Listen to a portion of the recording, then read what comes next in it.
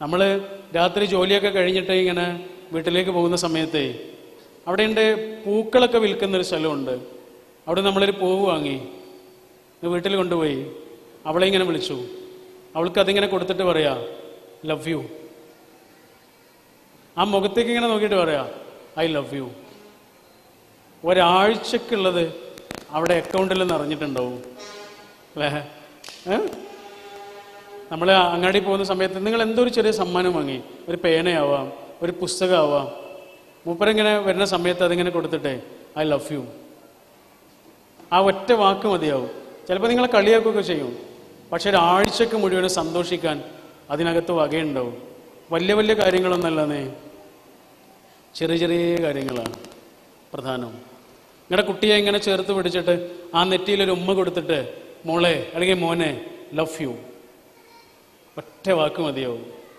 രാവിലെ വീട്ടിൽ നിന്ന് ഇറങ്ങിയതാണ്, അവൾ ചായയൊക്കെ കുടിച്ച് ഇങ്ങനെ നമ്മൾ ഇറങ്ങി കുറച്ച് ദൂരം പിന്നിട്ട് അവൾ വീട്ടിലാണ്.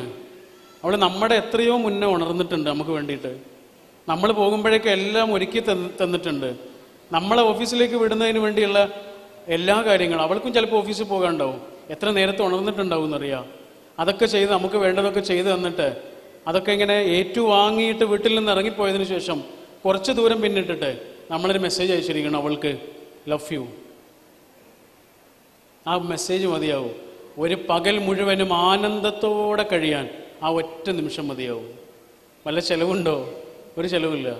ഇതാണ് ഈ അക്കൗണ്ട് നിറയാനേ ചെറിയ ചെറിയ കാര്യങ്ങൾ മതി. അതാണ് ഈ ലവ് അക്കൗണ്ടിൻ്റെ പ്രത്യേകത. കുഞ്ഞു കുഞ്ഞു കാര്യങ്ങൾ മതിയാവും. നമ്മുടെ അടുത്ത് വന്ന ഒരു ഉമ്മയെ ഓർമ്മയുണ്ട്. അവരുടെ ഭർത്താവ് ഒരു അപകടത്തിൽ മരിച്ചു പോയതാണ്. കോഴിക്കോട്ടെ വലിയൊരു കച്ചവടക്കാരനായിരുന്നു കേട്ടോ. അങ്ങനെ അദ്ദേഹം ഒരു ആക്സിഡൻറ്റിൽ മരിച്ചു.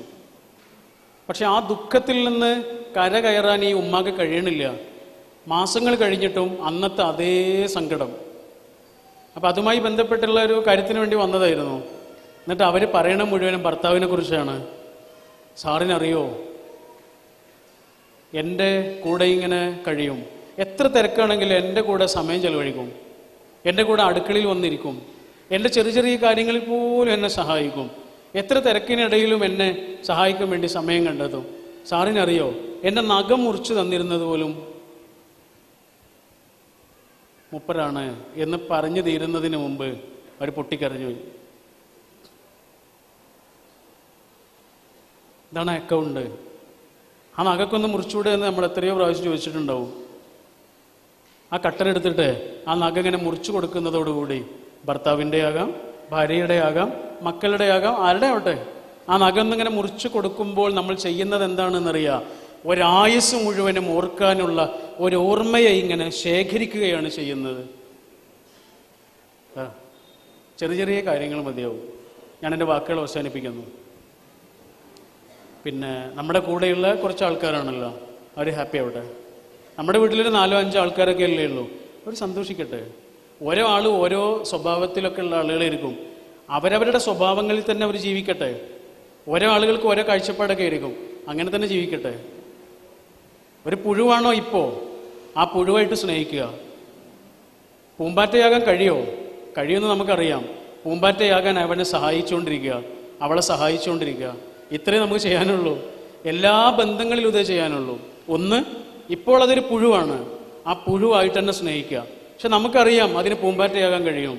പൂമ്പാറ്റയാകുന്നത് വരെ സ്നേഹിക്കാൻ കാത്തിരിക്കരുത്. പൂമ്പാറ്റയായിട്ട് സ്നേഹിക്കുള്ളൂ എന്ന് പറയരുത്. പൂമ്പാറ്റയായിട്ട് സ്നേഹിക്കുക. പൂമ്പാറ്റയാകാൻ അതിനെ സഹായിക്കുകയും ചെയ്യുക എന്നുള്ളതാണ്. നമ്മുടെ കുട്ടികളുടെ കാര്യത്തിൽ അതേ ചെയ്യാനുള്ളൂ. ഇപ്പോൾ അതൊരു മൊട്ടാണ്, ഒരു മൊട്ട. കുറച്ച് കാലം കഴിഞ്ഞാൽ എന്താവും? പൂവാകും. ഇപ്പം തന്നെ അതിനെ പൂവാക്കാൻ ശ്രമിക്കരുത്, അത് പൂവാകൂല. അങ്ങനെ കൂടി ഉണ്ട് കേട്ടോ. ഇപ്പോൾ ഒരു മൊട്ടാണെങ്കിൽ ഇപ്പം മൊട്ടാകാനേ കഴിയുള്ളൂ. ഇപ്പം തന്നെ അതിനെ ഇങ്ങനെ പിച്ചിപ്പറിച്ചിട്ട് പൂവാക്കാൻ ശ്രമിക്കരുത്. പല രക്ഷിതാക്കളും അങ്ങനെ ചെയ്യുക. ആവശ്യത്തിലേറെ ഭാരം കൊടുക്കും കുട്ടികൾക്ക്. പൂവാകുന്നത് വരെ കാത്തിരിക്കില്ല, മൊട്ടാകുമ്പോഴേ അതിനെ പൂക്കളാക്കാൻ വേണ്ടി ശ്രമിക്കും. നടക്കൂല. പൂവായിട്ട് പിന്നെ സ്നേഹിക്കാം, ഇപ്പം മൊട്ടായിട്ട് സ്നേഹിക്കണം.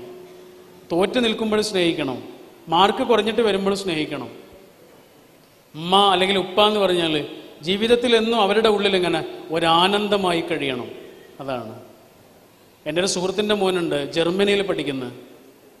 അവനൊരു ദിവസം വിളിച്ചിട്ട് പറഞ്ഞതാണ്, അവൻ എന്നെ കാക്ക എന്നാ വിളിക്കുക. അവൻ പറഞ്ഞതാണ്, കാക്ക എൻ്റെ റൂമിലുള്ള എല്ലാവരും മദ്യപിക്കും, അവരെന്നെ വിളിച്ച് അവിടെ ഇരുത്തും, ഒറ്റയ്ക്കിരിക്കാൻ അവരെന്നെ സമ്മതിക്കില്ല, അങ്ങനെ അവരെന്നെ വിളിച്ചിരുത്തും, എന്നാലും ഞാൻ പെപ്സിയെ കുടിക്കുള്ളൂ, ഞാൻ മദ്യം തൊടൂല കാക്ക എന്ന് പറഞ്ഞു. എന്താ അതിൻ്റെ കാരണമാണ് അവൻ പറഞ്ഞത്. കാരണം പറഞ്ഞത് എന്താണെന്നറിയോ? എൻ്റെ ഉമ്മാനെയും ഉപ്പാനെയും ഞാൻ പറ്റിക്കൂല എന്നാണ് പറഞ്ഞത്.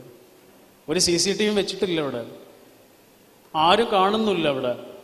പക്ഷെ എന്നാലും അവൻ പറയാണ്, എൻ്റെ ഉപ്പയും ഉമ്മയും എന്നെ വിശ്വസിക്കുന്നുണ്ട്, അവരെ ഞാൻ പറ്റിക്കൂല കാക്ക. അതാണ് സ്നേഹം. പേടികൊണ്ടല്ല നമ്മുടെ കുട്ടികൾ ഇതിൽ നിന്ന് മാറി നിൽക്കേണ്ടത്, നമ്മളോടുള്ള സ്നേഹം കൊണ്ടാണ്. പഠിച്ചവനെ കുറിച്ച്, പഠിച്ചവൻ അത്രയേറെ സ്നേഹത്തെക്കുറിച്ച് പറഞ്ഞത് അതുകൊണ്ടാണ്. പഠിച്ചവനോടുള്ള സ്നേഹം ഉണ്ടാവുന്നുണ്ട്, ഉള്ളിൻ്റെ ഉള്ളിൽ നിന്നുള്ളൊരു പ്രണയം പോലുള്ള സ്നേഹം, തീരാത്ത സ്നേഹം. അതിനാണല്ലോ പ്രണയം എന്ന് പറയാം, ഉള്ളിൻ്റെ ഉള്ളിൽ നിന്നുള്ള സ്നേഹം. അതാണ് ഉപ്പാനോടും ഉമ്മാനോടും പഠിച്ചവനോടൊക്കെ നമുക്ക് ഉണ്ടാവേണ്ടത്. അപ്പോൾ എവിടെ പോയാലും നമ്മൾ തെറ്റൂല. ജർമ്മനിയിലും പഠിച്ചവനുണ്ട്, ഇവിടെ മാത്രമല്ലല്ലോ അല്ലേ? ഓക്കെ. വാപ്പയും ഉമ്മയുമാണ് ജീവിതത്തിലെ ഏറ്റവും വലിയ സമ്പാദ്യം. അത് കഴിഞ്ഞിട്ടേ വേറെ എന്തുള്ളൂ. ഒരു ഇല ഇങ്ങനെ വീണ് കിടക്കുമ്പോൾ നിങ്ങൾ കണ്ടിട്ടില്ലേ? ഒരു ഇല മാത്രമല്ല ഉണ്ടാവുക, ഇലയുടെ കൂടെ ഒരു ചെറിയ തണ്ടുണ്ടാവും, കണ്ടിട്ടില്ലേ? അതെന്തിനാ? ആകാശത്ത് നിന്ന് ഇങ്ങോട്ട് വന്നതല്ല, ഒരു മരത്തിൽ നിന്ന് ഇങ്ങോട്ട് പൊട്ടി വീണതാണ്. അതാ ആ തണ്ടാണ് ഈ പൊക്കിൾ എന്ന് പറയുന്നത്. പിന്നെ അതുകൊണ്ട് യാതൊരു ആവശ്യമില്ല, ഒറ്റ ആവശ്യമുള്ളൂ. അതെന്താണെന്നറിയോ? ഓർമ്മയാണത്. സനാതനമായ ഓർമ്മയിലേക്ക് നമ്മളെ നിരന്തരമായി വിളിച്ചു കൊണ്ടുപോകുന്ന ക്ഷണപത്രത്തിൻ്റെ പേരാണ് ഈ പൊക്കിള്. എല്ലാവർക്കും ഈ പൊക്കിൾ അവസാനം ചെന്നെത്തുന്ന ഒരൊറ്റ ഉമ്മയിലാണ്, ഒറ്റ അമ്മയില്ല, രണ്ടമ്മല്ല, എല്ലാവർക്കും ഒരമ്മയുള്ളൂ. സുരേഷിനും കൃഷ്ണേട്ടനും ജോസഫേട്ടനും എനിക്കും നിങ്ങൾക്കും ഒക്കെ ഒരു പൊക്കിളുള്ളൂ. അവസാനം ചെന്നെത്താൻ ഒരു ഉമ്മയുടെ പൊക്കിളുള്ളൂ. അതുകൊണ്ട് നമ്മുടെ കൂടെയുള്ള ഈ മനുഷ്യരെ ഇങ്ങനെ വിസ്മയകരമായി സ്നേഹിക്കാൻ നമുക്ക് കഴിയട്ടെ. എൻ്റെ ജീവിതത്തിലെ 2 അനുഭവങ്ങൾ പറഞ്ഞിട്ട് 2 വാക്കുകൾ അവസാനിപ്പിക്കാം. ഒന്ന്, ഉമ്മയോടുള്ള എൻ്റെ ഒരു അനുഭവമാണ്. ഉമ്മ 2013 മരിച്ചത്. അങ്ങനെ ഉമ്മ പെരിന്തൽമണ്ണ MES മെഡിക്കൽ കോളേജിലായിരുന്നു. ഒരാഴ്ചയോളം കോമയിലാണ് കിടന്നത്. അങ്ങനെ അവസാനം തിരിച്ചു കിട്ടൂല എന്നുറപ്പായപ്പോൾ ഡോക്ടർ വന്നിട്ട് ഞങ്ങളോടൊക്കെ കാണാൻ പറഞ്ഞു. ഞാനപ്പോൾ കയറിയില്ല, എൻ്റെ ഇക്കാക്കന്മാരൊക്കെ പോയിട്ട് കയറി വന്ന് എല്ലാവരും പോയി കണ്ട് തിരിച്ചു വന്നു. ഞാൻ അവസാനം കയറി. എന്നിട്ട് അവസാനം ഇങ്ങനെ ഉമ്മാൻ്റെ അടുത്ത് ചെന്നു. ഞാൻ പറയണമെന്നൊന്നും ഉമ്മാക്ക് മനസ്സിലാവില്ലെന്ന് എനിക്കറിയാം. കാരണം ഉമ്മ ഏകദേശം ഈ ലോകത്തിൻ്റെ കളം വിട്ട് പോകാൻ ഒരുങ്ങുകയാണ്. ഉമ്മാനങ്ങ് അടുത്തിങ്ങനെ ചെന്നിട്ട് ഞാൻ ഉമ്മാൻ്റെ മുഖത്തിങ്ങനെ ഒഴിഞ്ഞിട്ട് ഉമ്മയോട് ഒരു കാര്യത്തിന് മാപ്പ് ചോദിച്ചു. കുറേ മുമ്പ് ഉമ്മ എന്നോടൊരു കാര്യം പറഞ്ഞിട്ട് ഞാൻ കേട്ടില്ലായിരുന്നു. ചങ്ങായിമാരെ കൂടെ ഒരു കളിക്കാൻ പോകുന്ന സമയത്തോ ഒക്കെ ആയിട്ട് ഞാനത് ചെയ്തില്ല. അന്ന് ഉമ്മ രാത്രി എന്നോടിങ്ങനെ സങ്കടം പറയുകയും ചെയ്തു. ആ കാര്യത്തിന് മാപ്പ് ചോദിച്ചിട്ട് ഉമ്മാനോട് സലാം പറഞ്ഞിട്ട് ഞാൻ പുറത്തേക്ക് ഇറങ്ങി വന്നു. ഇതാണ് ഒരനുഭവം.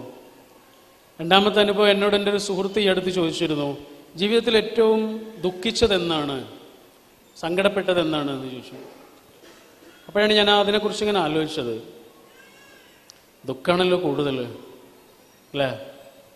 ദുഃഖങ്ങൾ നമ്മുടെ വീട്ടിലുള്ള ആൾക്കാരാ, സന്തോഷങ്ങൾ എപ്പോഴെങ്കിലും വന്നു പോകുന്ന ആൾക്കാർ മാത്രമാണ്. അപ്പം അതിങ്ങനെ ആലോചിച്ചപ്പോൾ ഞാൻ ഒരു നിമിഷം ആലോചിച്ചു. എൻ്റെ ഉപ്പ മരിച്ചത് 2015 അങ്ങനെ ഉപ്പ മരിച്ചൊരു 3-4 മാസങ്ങൾ കഴിഞ്ഞ് ഒരു ദിവസം വാട്സാപ്പിലെ കോണ്ടാക്റ്റ് ഇങ്ങനെ നോക്കുന്ന സമയത്ത് ഉപ്പാൻ്റെ നമ്പറിൽ ആരോ വാട്സാപ്പ് എടുത്തിട്ടുണ്ട്. അപ്പം ഞാൻ ആളാരാ നോക്കി, എനിക്ക് പരിചയമില്ലാത്ത ഏതോ ഒരാളാണ്. കാരണം ഒരു നമ്പർ കുറച്ചു കാലം ഒരാൾ ഉപയോഗിക്കാതിരുന്നാൽ ആ നമ്പർ കമ്പനി വേറെ ആളുകൾക്ക് കൊടുക്കുമല്ലോ. അങ്ങനെ ആർക്കോ കിട്ടിയിട്ടാ അവരാ നമ്പറിൽ വാട്സാപ്പ് എടുത്തതാണ്. അപ്പം ഇനി ആ നമ്പർ ഞാൻ സൂക്ഷിക്കേണ്ട ആവശ്യമില്ല, അത് ഉപ്പാൻ്റെ നമ്പർ അല്ലല്ലോ, ഞാനത് ഡിലീറ്റ് ചെയ്ത് കളഞ്ഞു. പക്ഷെ അപ്പോഴാണ് ഞാൻ ആലോചിച്ചത്, ഇപ്പാന്നാണ് ഞാൻ സേവ് ചെയ്തിരുന്നത് നമ്പർ. ഇപ്പാന്ന് സേവ് ചെയ്ത ആ നമ്പറിൽ നിന്ന് എത്രയോ പ്രാവശ്യം, ഒരു പക്ഷേ ആയിരക്കണക്കിന് പ്രാവശ്യം എന്നെ വിളിച്ചിട്ടുണ്ട്. ഇനി അങ്ങനെ ഒരാൾ വിളിക്കാനില്ല എന്ന് മാത്രമല്ല, ആ നമ്പർ പോലും എൻ്റെ ഫോണിലില്ല. അത് റിയലൈസ് ചെയ്ത സമയത്താണ് ശരിക്കും കണ്ണ് നിറഞ്ഞത്. അതുകൊണ്ട് ഉപ്പ കോളിംഗ്, അല്ലെങ്കിൽ അമ്മ കോളിംഗ്, അച്ഛൻ കോളിംഗ് എന്നൊക്കെ ഫോണിൽ വരുന്ന ആളുകൾ ഇവിടെ ഇരിക്കുന്നുണ്ടെങ്കിൽ നിങ്ങൾ ജീവിതത്തിൽ ഏറ്റവും വലിയ ഭാഗ്യവാന്മാരാണ് എന്നാണ് എനിക്ക് നിങ്ങളോട് പറയാനുള്ളത്. കാരണം അതിങ്ങനെ ആഗ്രഹിക്കുന്ന എത്രയോ മനുഷ്യന്മാരുണ്ട്. അച്ഛൻ കോളിംഗ്, അല്ലെങ്കിൽ അമ്മ കോളിംഗ്, വാപ്പ കോളിംഗ് എന്നൊക്കെ ഇങ്ങനെ കാണാൻ വേണ്ടി ആഗ്രഹിക്കുന്ന മനുഷ്യന്മാരുണ്ട്. അങ്ങനെ ഇപ്പോൾ ആ കോള് വരുന്നുണ്ട് എങ്കിൽ, വാപ്പയും ഉമ്മയും ഒക്കെ ജീവിച്ചിരിക്കുന്നുണ്ട് എങ്കിൽ നിങ്ങൾ ഏറ്റവും വലിയ ഭാഗ്യവാന്മാരാണ്. അതുകൊണ്ട് നമ്മളും ഹാപ്പി ആവുക, നമ്മുടെ ചുറ്റുമുള്ള മനുഷ്യരെയും ഹാപ്പി ആക്കുക. ഞാൻ എൻ്റെ വാക്കുകൾ അവസാനിപ്പിക്കുമ്പോൾ ഒരു വാക്കാണ് ഓർമ്മ വരുന്നത്. അത് സച്ചിൻ ടെണ്ടുൽക്കർ അദ്ദേഹത്തിൻ്റെ അവസാനത്തെ മാച്ച് കഴിഞ്ഞിട്ട് നടത്തിയൊരു പ്രസംഗമുണ്ട്. യൂട്യൂബിൽ കിടക്കുന്നുണ്ട് ആ പ്രസംഗം. ആ പ്രസംഗത്തിൽ അദ്ദേഹം പറഞ്ഞൊരു വാക്കാണ്, സച്ചിൻ ടെണ്ടുൽക്കർ എന്ന് പറഞ്ഞാൽ ഇന്ത്യ കണ്ട, ഒരുപക്ഷെ ലോകം തന്നെ കണ്ട ഏറ്റവും വലിയ ക്രിക്കറ്റ് കളിക്കാരിൽ ഒരാളാണ്. ഞാൻ പുറത്താകുമ്പോൾ ഒരു രാജ്യമാണ് പുറത്താകുന്നത് എന്ന ഓർമ്മയിൽ തലകുനിച്ച് നടന്നു പോയിരുന്ന മനുഷ്യനാണ്. സച്ചിൻ ഔട്ടായി എന്ന് കണ്ടറിഞ്ഞാൽ സ്റ്റേഡിയത്തിൽ നിന്ന് ഇറങ്ങിപ്പോകുന്ന മനുഷ്യന്മാരുടെ അത്ര എണ്ണം മനുഷ്യന്മാർ ഇല്ലാത്ത രാഷ്ട്രീയ പാർട്ടികൾ പോലും ഉണ്ട് ഇന്ത്യയിൽ. അത്രയേറെ മനുഷ്യർ സ്നേഹിക്കുന്ന ആളാണ് സച്ചിൻ. അദ്ദേഹത്തിൻ്റെ അവസാനത്തെ പ്രസംഗമാണ്. അദ്ദേഹം പറയുന്നുണ്ട്, ഒരു നല്ല കളിക്കാരനാകുന്നതിനേക്കാൾ പ്രധാനമാണ്, ഒരു നല്ല കളിക്കാരനാകുന്നതിനേക്കാൾ പ്രധാനമാണ് ഒരു നല്ല മനുഷ്യനാകുന്നത്. സദസ്സിന് ഇൻട്രാക്ട് ചെയ്യാനുള്ളൊരു ടൈമാണ്. മഗ്‌രിബ് നമസ്കാരത്തോട് അടുത്ത് നിൽക്കുകയാണ്. സദസ്സിൽ നിന്ന് ആർക്കെങ്കിലും ഗഫൂർ സാറിനോട് എന്തെങ്കിലും ചോദിക്കാനുണ്ടെങ്കിൽ ചോദിക്കാവുന്നതാണ്. ഇല്ല എന്നുണ്ടെങ്കിൽ നമുക്ക് ഈ ഒരു സെഷൻ വൈൻഡ് അപ്പ് ചെയ്യേണ്ടതുണ്ട്. വളരെ ഹൃദയസ്പർശിയായിട്ടുള്ള വാക്കുകളാണ് സാറ് നമ്മൾക്കായി സമ്മാനിച്ചിട്ടുള്ളത്. ഔദ്യോഗികമായിട്ടുള്ള നന്ദി പ്രകാശനങ്ങൾ നടത്തുക എന്നതിനേക്കാൾ ഉപരി ഒരു ഹൃദയത്തിൽ തൊട്ടിട്ടുള്ള ഒരു നന്ദി അറിയിക്കാൻ ഞാൻ ആഗ്രഹിക്കുകയാണ്. ഒരുപാട് ആഗ്രഹിച്ച നിമിഷങ്ങളാണ് ലഭിച്ചിട്ടുള്ളത്. എല്ലാവരും അങ്ങനെ തന്നെ ആയിരിക്കും എന്നാണ് എൻ്റെ പ്രതീക്ഷ. കാരണം നമ്മൾ വീഡിയോകളിൽ കണ്ടിട്ടുള്ള ഒരാളെ നേരിട്ട് കാണുകയും അവരുടെ ഒരു പ്രസംഗം നേരിട്ട് ശ്രവിക്കാൻ കഴിയുക എന്നുള്ളതൊരു നല്ലൊരു സന്ദർഭമായിട്ടാണ് ഞാൻ മനസ്സിലാക്കിയിട്ടുള്ളത്. ആർക്കെങ്കിലും എന്തെങ്കിലും ചോദിക്കാനുണ്ടെങ്കിൽ ചോദിക്കാം. നല്ല മാർക്ക് വാങ്ങുന്നു, 98% മാർക്ക് എല്ലാ പരീക്ഷകളിലും വാങ്ങി എന്ന് പറയുന്നു. പക്ഷേ ആ കുട്ടിക്ക് ജീവിതത്തിൽ ഒരു പ്രയാസം വന്നപ്പോൾ ആ കുട്ടി ജീവിതം ഒടുക്കുകയാണ് ചെയ്തത്. ഇസ്ലാം പോലും അത്തരത്തിലുള്ള ഒരു മരണം പാടില്ല എന്ന് പറയുന്ന വിഭാഗത്തിൽപ്പെടുന്ന ഒരു കുട്ടി അങ്ങനെ മരിക്കുമ്പോൾ അവരോടുള്ള ഉപദേശം സാറിന് എന്താണ്?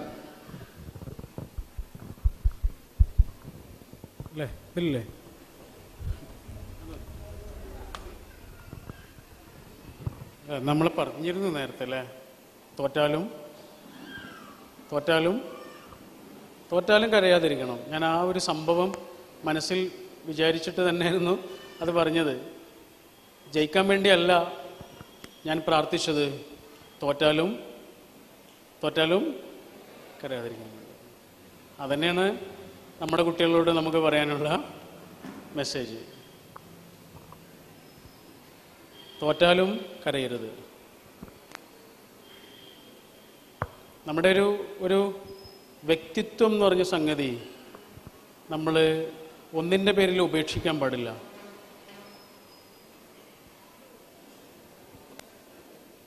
ഒരു പാല് നല്ല പാലാ, പക്ഷെ അതൊരു ചീത്ത വെള്ളത്തിൽ കലക്കിയാൽ എന്താ സംഭവിക്കുക? ആ ചീത്ത വെള്ളത്തിൽ അത് കലങ്ങിപ്പോവും അല്ലേ? എന്നാൽ ഇതേ പാല് തന്നെ കുറേ നേരം കടഞ്ഞ് എന്ത് കിട്ടും? ബട്ടർ കിട്ടും, വെണ്ണ കിട്ടും.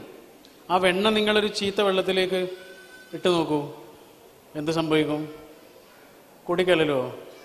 കുടിക്കലരില്ല. അതിൻ്റെ പേരാണ് പേഴ്സണാലിറ്റി എന്ന് പറയുന്നത്. അത് നമ്മുടെ കുട്ടിക്ക് കൊടുക്കണം. കടഞ്ഞെടുത്ത ഒരു മനസ്സ് കൊടുക്കണം, ധൈര്യം കൊടുക്കണം.